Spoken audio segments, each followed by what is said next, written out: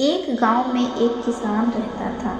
एक बार उसे कहीं से बाज का एक अंडा मिला। उसने वह अंडा मुर्गी के अंडों के साथ रख दिया। मुर्गी उस अंडे को अन्य अंडों के साथ सेकने लगी।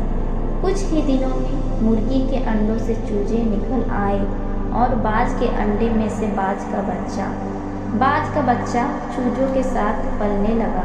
वह चूजों के साथ खाता पीता खेलता इधर उधर कूदता बड़ा होने लगा। चूजों के साथ रहते हुए उसे कभी एहसास ही नहीं हुआ कि वह चूजा नहीं बल्कि बाज है।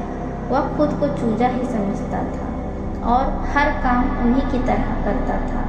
जब उड़ने की बारी आई तो अन्य चूजों की देखा देखी वह भी थोड़ी ही ऊंचाई तक उड़ता और फिर आकर जमीन पर बैठ जाता। उसका भी ऊंचा उड़ने का मन करता था, लेकिन जब वह सबको थोड़ी ही ऊंचाई तक उड़ता देखता तो वह भी उतनी ही ऊंचाई तक उड़ता। ज़्यादा ऊंचा उड़ने की वह कोशिश ही नहीं करता था। एक दिन उसने ऊंचे आकाश में एक बाज को उड़ते हुए देखा। इतनी ऊंचाई पर उसने किसी पक्षी को पहली बार उड़ते हुए देखा था। उसे बड़ा अचरज हुआ। उसने चूजों से पूछा, वो कौन है भाई जो इतनी ऊंचाई पर उड़ रहा है?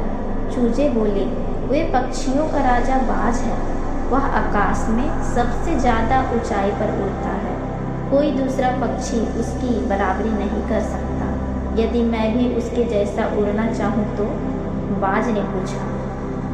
कैसी बात करते हो? मत भूलो तुम एक चूजे हो। चाहे कितनी ही कोशिश कर लो बाज जितना नहीं उड़ पाओगे। इसलिए व्यर्थ में ऊंचा उड़ने के बारे में मत सोचो। जितना उड़ सकते हो उतने में ही खुश रहो। चूजे बोले। बाज ने यह बात मान ली और कभी भी ऊंचा उड़ने की कोशिश ही नहीं की। बाज होने के बावजूद वह पूरी जिंदगी मुर्गी बन के जीता रहा। सीख, समाज और सोच का हमारे जीवन में बहुत ही गहरा प्रभाव पड़ता है।